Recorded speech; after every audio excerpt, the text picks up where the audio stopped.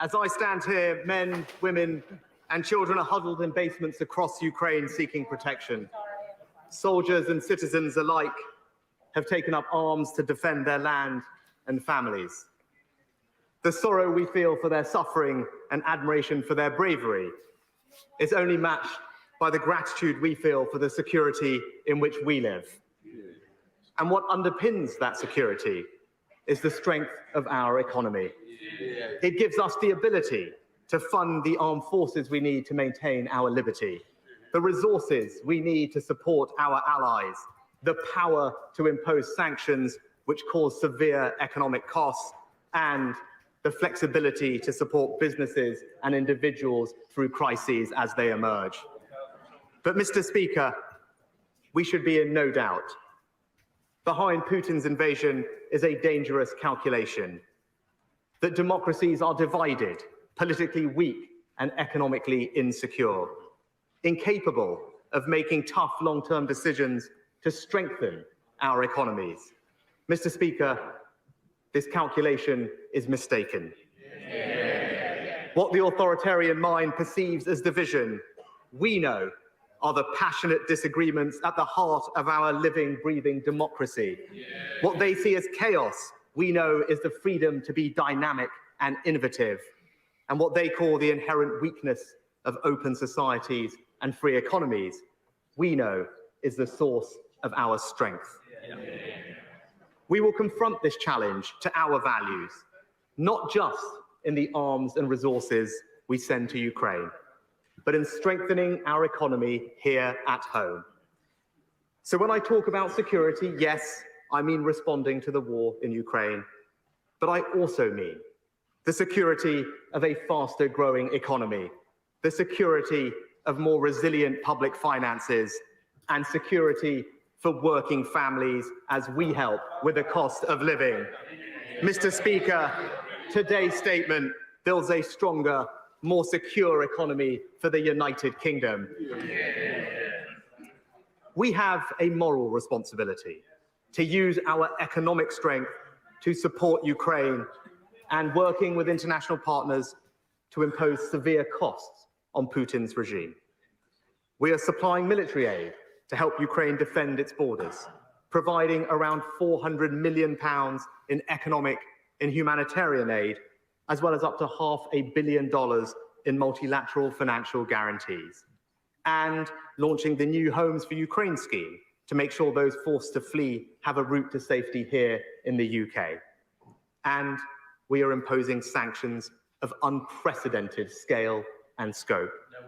We've sanctioned over 1,000 individuals, entities, and subsidiaries, frozen the assets of major Russian banks, imposed punitive tariffs on tea products, restricted Russia's access to sterling clearing, to insurance, to the UK's capital markets, to SWIFT, and we've targeted the Russian central bank too. Be in no doubt, these sanctions, coordinated with our allies, are working. The Russian ruble plummeted to record lows. The Moscow Stock Exchange has been largely suspended for a month, and the Central Bank of Russia has been forced to more than double interest rates to 20%. We warned that an aggressive, unprovoked invasion would be met with severe economic costs, and it has. I'm proud to say, as the whole House will say, we stand with Ukraine. But, Mr. Speaker, the actions we have taken to sanction Putin's regime are not cost-free for us at home. The invasion of Ukraine presents a risk to our recovery, as it does to countries around the world. We came into this crisis with our economy growing faster than expected, with the UK having the highest growth rate in the G7 last year. But the OBR has said specifically, there is unusually high uncertainty around the outlook. It is too early to know the full impact of the Ukraine war on the UK economy. But their initial view, combined with high global inflation and continuing supply chain pressures, means the OBR now forecasts growth this year of 3.8%. The OBR then expect the economy to grow by 1.8% in 2023 and 2.1, 1.8 and 1.7% in the following 3 years. The House will take comfort that the lower growth outlook has not affected our strong jobs performance. Unemployment is now forecast to be lower in every year of the forecast. It is already at 3.9%, back to the low levels we saw before the pandemic. But, Mr. Speaker, the war's most significant impact domestically is on the cost of living. COVID and global factors meant goods and energy prices were already high. Statistics published this morning show that inflation in February was 6.2%, lower than the US and broadly in line with the euro area. Disruptions to global supply chains and energy markets, combined with the economic response to Putin's aggression, mean the OBR expect inflation to rise further, averaging 7.4% this year. As I said last month, the government will support the British people as they deal with the rising costs of energy. People should know that we will stand by them as we have throughout the last 2 years.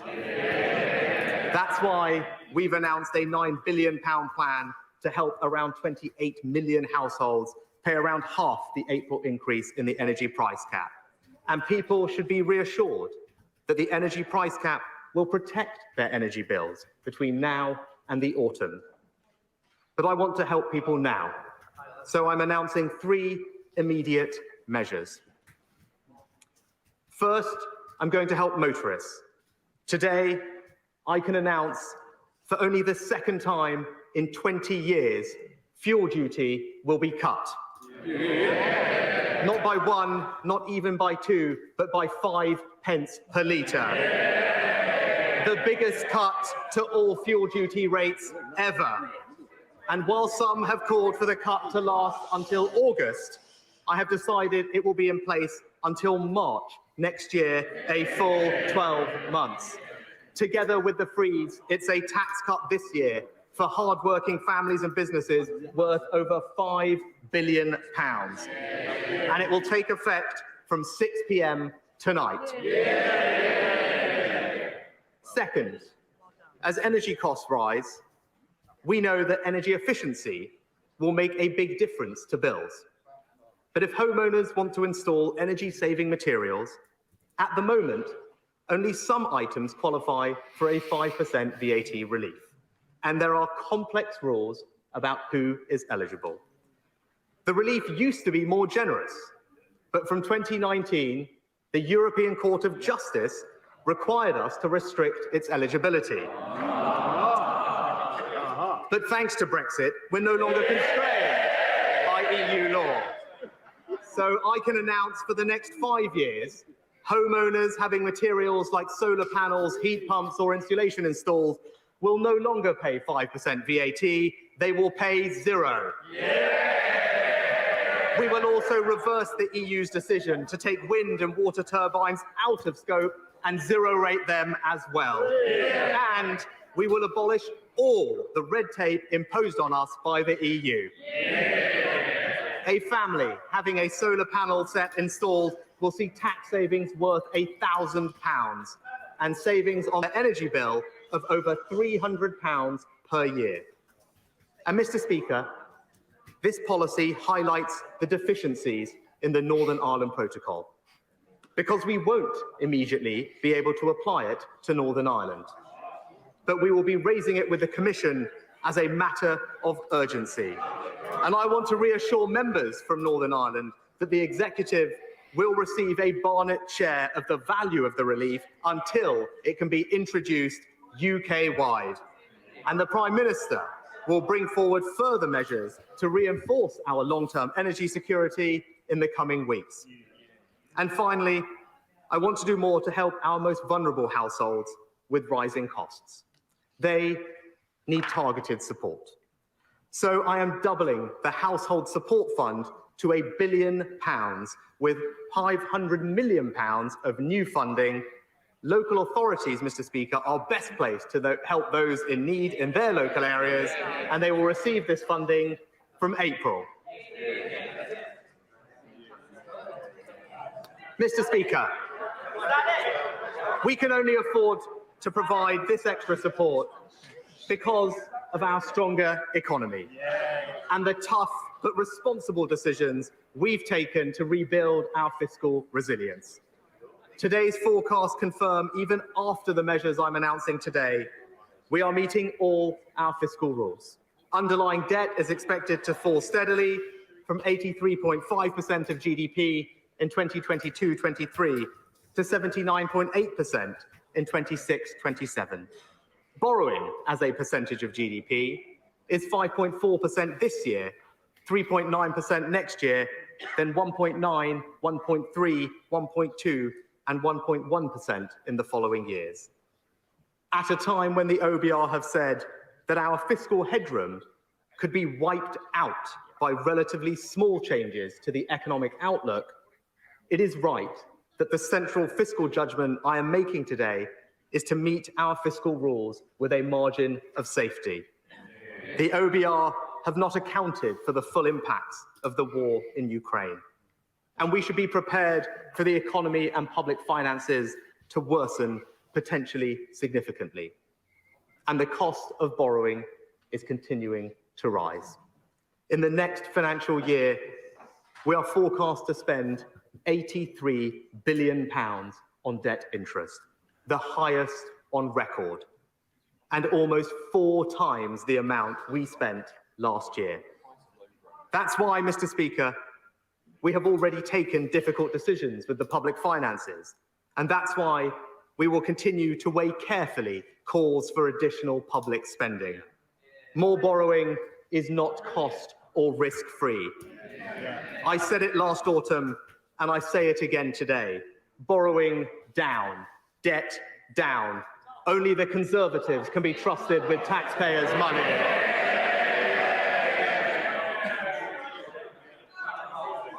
So, Mr. Speaker, our response to the immediate crisis in Ukraine has been unwavering. But we must be equally bold in response to the deeper and more fundamental challenge Putin poses to our values. We must show the world that freedom and democracy remain the best route to peace, prosperity, and happiness. We will do so by strengthening our economy here at home. To that end, we are helping families with the cost of living, creating the conditions for accelerated growth and productivity, and making sure the proceeds of growth are shared fairly. That is not the work of any one statement, but it does begin today, and with one of our most important levers, the tax system.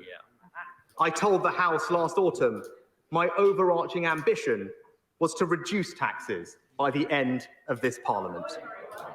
And we will do so in a way that is responsible and sustainable.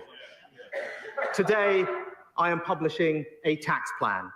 We will take a principled approach to cutting taxes, maintaining space against our fiscal rules, as I have done today, continuing to be disciplined, with the first call on any extra resources being lower taxes, not higher spending, and of course, carefully considering the broader macroeconomic outlook.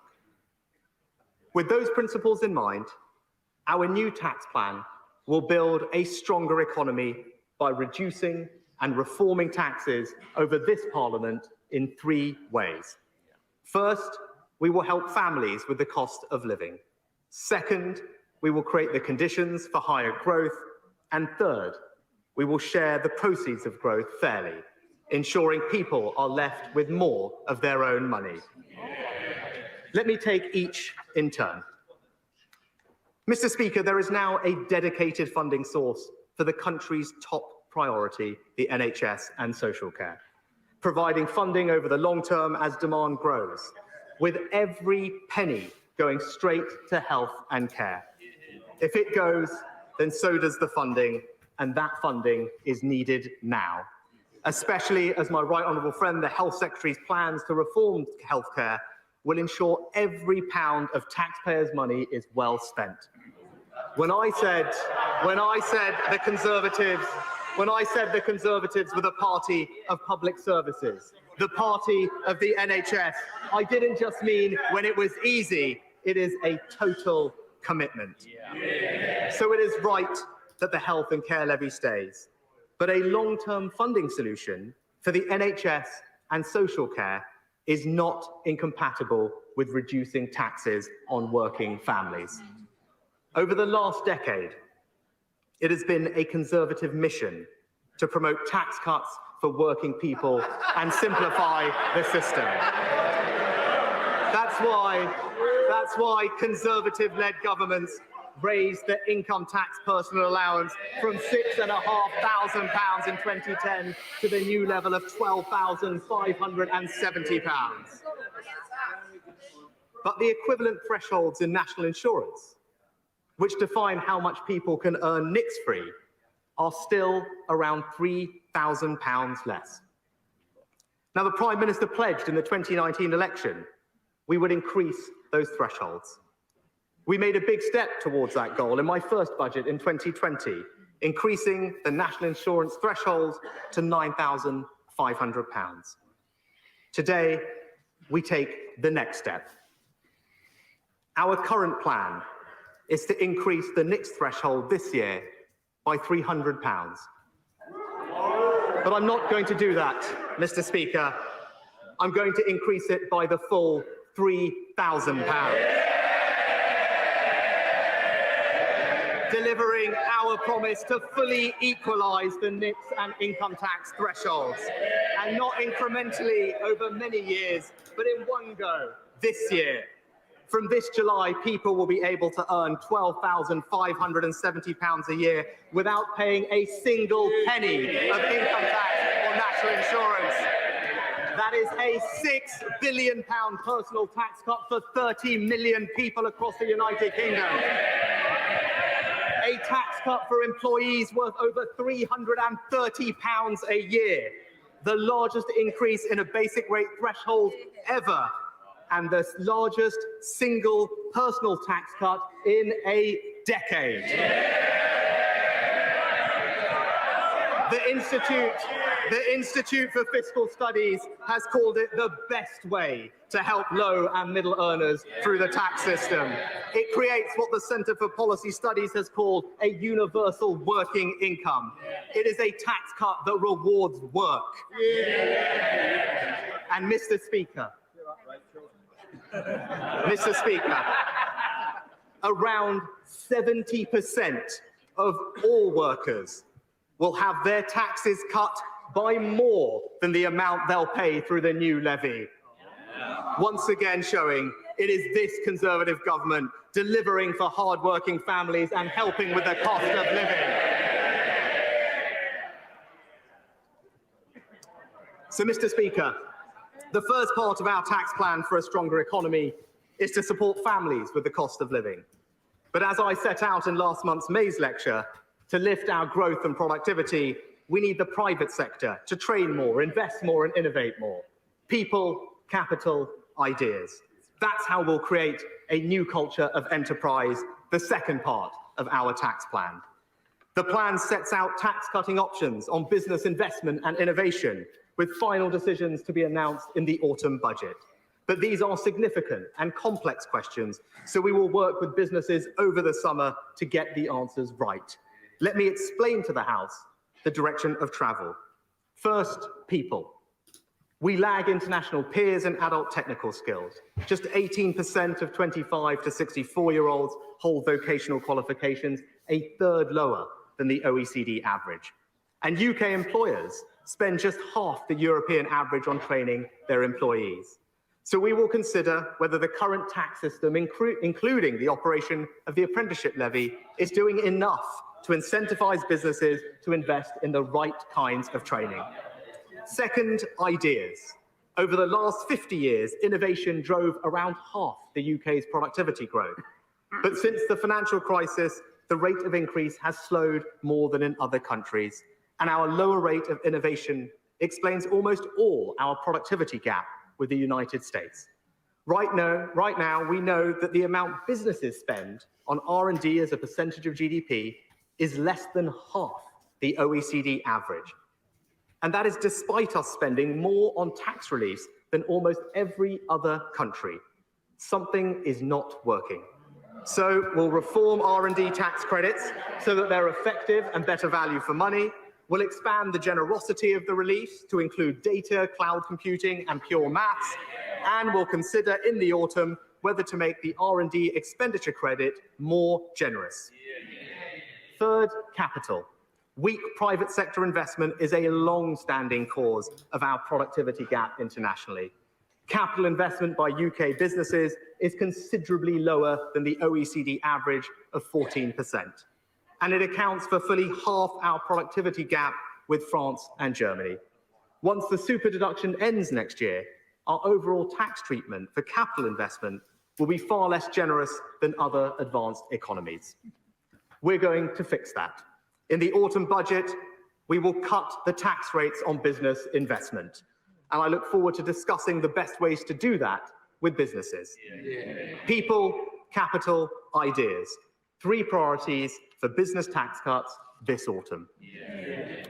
But Mr. Speaker, I want to help smaller businesses right now.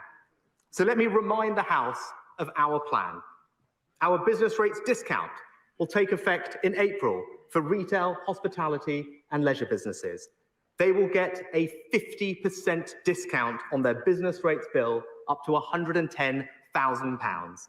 A typical pub will save £5,000. That's a tax cut for hundreds of thousands of small businesses worth £1.7 billion, taking effect in just a week's time. Our Help to Grow management scheme offers businesses mini MBAs, 90% funded by government, a benefit worth several £1,000s. Help to Grow Digital gives businesses a 50% discount on buying new software, up to £5,000. We've also increased the annual investment allowance to £1 million so that small and medium-sized businesses will feel the benefit of full expensing. But, Mr. Speaker, I want to respond to the specific calls from small businesses with one further announcement today. The employment allowance cuts small businesses' tax bills, making it cheaper to employ workers. In my first budget 2 years ago, I increased that allowance. Today, I'm going further.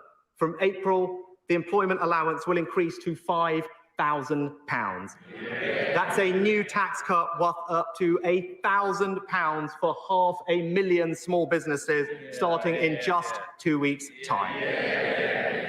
So, Mr. Speaker, future tax cuts on business investment and innovation, a business rates discount worth £1.7 billion, Help to Grow schemes worth thousands of pounds per business, an annual investment allowance worth up to £1 million, and a new tax cut on the cost of employment worth £1,000 per company.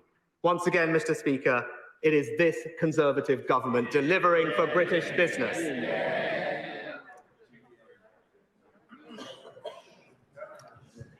Mr. Speaker, the tax plan I've announced today will help people and businesses deal with rising costs, will help raise the future growth rate of this country. But we want the proceeds of growth shared fairly, the third objective of our tax plan. The knowledge you can keep more of what you earn is a powerful incentive for people to work hard. It means greater economic security, and we know that individuals spend their money better than governments do. We've already announced today the equalisation of personal tax thresholds, giving over 30 million workers a tax cut worth over £330. And over time, I want to go further. But tax cuts must be paid for, they must be prioritised, and they must fit the economic circumstances of the time. A clear goal for Conservative chancellors, and even some Labour ones, has been to cut income tax. The fact this has happened only twice in 20 years tells you how hard it is to do. COVID and the war in Ukraine have only added to the difficulty of achieving this by the end of this Parliament. I'm sure all members of this House recognise and understand those challenges. It would clearly be irresponsible to meet this ambition this year, and yet I refuse to let that ambition wither and drift. By 2024, the OBR currently expect inflation to be back under control, debt falling sustainably, and the economy growing. Our fiscal rules are met with a clear margin of safety. And so my final announcement today is this. I can confirm before the end of this Parliament in 2024, for the first time in 16 years, the basic rate of income tax will be cut from 20 to 19 pence in the pound. A tax cut for workers, for pensioners, for savers. A £5 billion tax cut for 30 million people. And let me be clear with the House, it is fully costed and fully paid for in the plans announced today. Last year, I told the House I would cut taxes for hard-working families, but I would do so in a responsible and sustainable way. And today, I am delivering on that promise. So let me say this. Cutting taxes is not easy. It requires hard work, prioritization, and the willingness to make difficult and often unpopular arguments elsewhere. It is only because this government has been prepared to make those difficult but responsible choices to fix our public finances that I can stand here and tell this House that not only are taxes being cut, but the debt is also falling whilst public spending is increasing. This doesn't happen by accident, Mr. Speaker.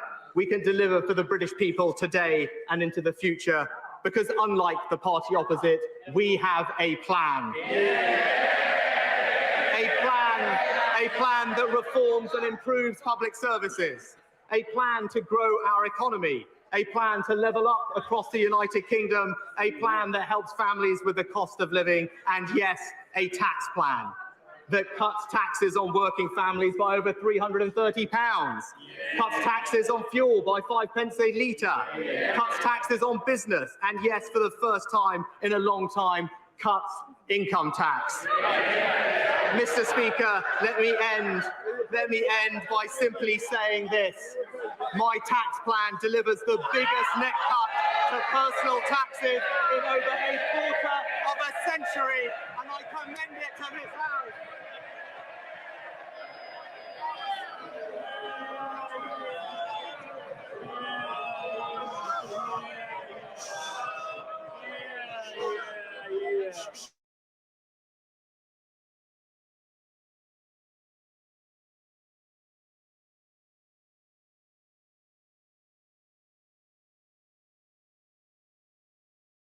Speaker, today was the day that the Chancellor could have put a windfall tax on oil and gas producers to provide real help to families, but he didn't. Today was the day the Chancellor could have set out a proper plan to support businesses and create good jobs, but he didn't. Today was the day that he could have properly scrapped his national insurance hike. He didn't. We said it was the wrong tax at the wrong time, the wrong choice. Today, the Chancellor has finally admitted he got that one wrong. Inflation is at its highest level for 30 years and rising. Energy prices at record highs. People are worried sick. For all his words, it is clear that the Chancellor does not understand the scale of the challenge. He talks about providing security for working families, but his choices are making the cost of living crisis worse, not better. Mr. Speaker, the situation following Putin's criminal assault on Ukraine remains gravely serious. Just 1 month after the invasion, so much has changed, with repercussions for years to come. But the Chancellor has failed today to explain why he chose to sign off on a reduction in our country. Okay, that just about wraps it up, I think. Obviously, the headlines there were a 5p cut in the fuel duty. But just to be clear, while a 5p cut in fuel duty is welcome, let's not forget that the duty on fuel here in the UK represents about a quarter of the cost of fuel. The levy is let me see, it's 57.95p per litre. So if you're paying £2 per litre or thereabouts, what you're actually paying is a quarter of that direct to the HMRC. Not fantastic. Also, the cut in, or the raising of the threshold for national insurance, that is a contribution. No mention, sadly, of red diesel.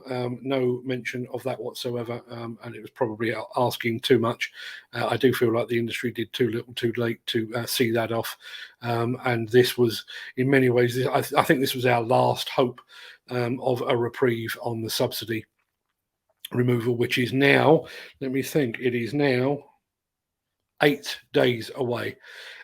So forecourt prices of fuel supposedly down by 5p, and as one of our commenters said earlier, I think it was Eric Lyle, will the petrol stations keep the tax drop? Don't think so, and I certainly have a question mark over that as well. I know that, let me see, just trying to find it here. There you are. Gary Muirhead was at the pumps this morning, 187.9p per litre. So we're knocking on the door of £2. Is that 187.9 likely to be 182.9 at 6 o'clock this evening when that change comes? I'll be very surprised if it is. That's not normally the way of these things. So was there any good news? The cut in fuel duty is kind of good news. The raising of the threshold on national insurance, kind of good news.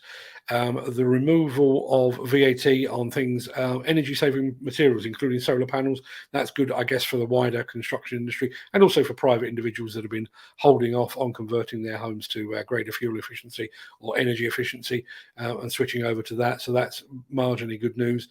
But there was nothing, and listen, I listened to it along with you as well, but there was nothing there that made me feel like going out and investing in a new Ferrari anytime soon. Unfortunately, I think we are in for, we've been having a rough ride already. I think we're in for even more of a rough ride in what remains of the year. Nothing that I heard there will persuade me any differently. So just to be clear, where are we? We're at nearly an hour, I guess. So the plan now is I will take the recording of this, strip out the beginning, which was just me waffling on. I'll strip out the ending, which is me waffling on, and I'll put that on YouTube in the next half an hour or so. They've given companies 2 years to adjust now, and it's been going on 4 years, so a good time, really. Not good, though, really. No, it really hasn't.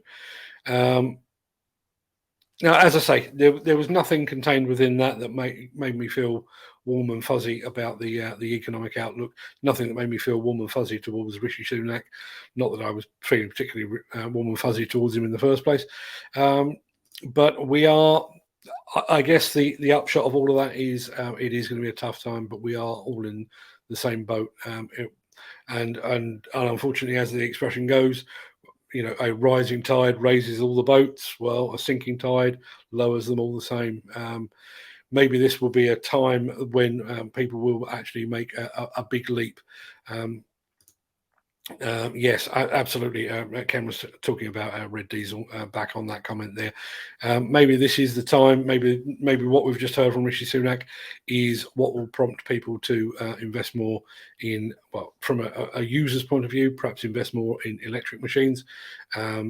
encourage rental companies to do likewise. Maybe it will push forward developments on HVO fuels, making that more widely available. I would like to think so, even though there's no cost benefit to it. But ultimately, I hope it pushes the manufacturers, the likes of JCB and Volvo and all the others that are working on hydrogen fueled machines in the background. I hope this pushes them to bring those machines to market even more quickly than they have. That pretty much wraps us up for today. I'm going to let you get back to the day job. I'm going to get back to judging these New Zealand Demolition and Asbestos Association Awards, which I'll be doing this afternoon. I'll be back again tomorrow at 10 a.m. and I'm only doing one show tomorrow, I promise, regardless of what happens, because as soon as tomorrow's show is over, I'm heading off to the coast for an afternoon with my father. So that just about wraps us up to date for today. Thank you for all your contributions. Thanks for all the comments. Thanks for those that tuned in, particularly those that tuned in from overseas. Our friend James Henry Wayne, all the way over in, let me think, he was in North Carolina, wasn't he? So really good of you to join us. I hope you enjoyed it. Let's have a look. It's going to and eco driver training. Yeah, I would honestly say, and I know this is a drum that you've beaten in the past, Ken, and I would honestly say anybody that runs a training company now would be a good time to introduce eco mode driver training. If you run a demolition company, a plant hire company, an operated hire company, if you run a construction company that runs your own plant, spend the time, spend the money, invest now to encourage and show the benefits of eco mode for your operators. And given the fact that we've got another 2 minutes before we hit the hour mark, one thing I will say, and I've referred to this in the past, let's all consider the gamification of fuel reduction. If you've got a fleet of machines and you've got a fleet of operators, put into their terms of employment, put into their regular reviews, the amount of fuel that they're using. And if you see somebody that is spiking on their use of fuel, find out why. Telematics will tell you all of that. But if you can encourage, even if that encouragement is a £10 Amazon voucher at the end of a month for the person that used the least fuel, do it, because ultimately if you're spending £10, £50, £100 on an Amazon voucher, you are going to save yourself thousands and thousands of pounds by encouraging the use of that eco mode or any or literally just encouraging people to switch the machine off when it's not in use. If it's not in use and if you're driving an excavator and the excavator is not in use, there's nothing to load for the next 5, 10, 15 minutes, switch the damn thing off, save that fuel, save that money. Mind you, a guy stopped me this morning wanting to buy diesel off the site. And unfortunately, we're going to see a whole lot more of that, I think. We've already said about fuel thefts. And I do think we are going to see, and sadly, I think it's going to be within companies as well. You know, those people that are running diesel cars and vans driving to work, the temptation to top up with the company diesel rather than down at the forecourt where prices may well have hit £2 per litre. The temptation will push a few people over the edge, particularly at a time when they're struggling to make ends meet. We are now at the hour mark. I'm going to sign off and love you and leave you back 10 a.m. tomorrow. We'll probably have a bit of a look back at some of this. One thing I will point out, tomorrow we will be premiering our Future Works film. It's only a minute long, just to whet your appetite for all things technological for a week's time. And we'll be belatedly celebrating the fact that it is today, it's 2 years.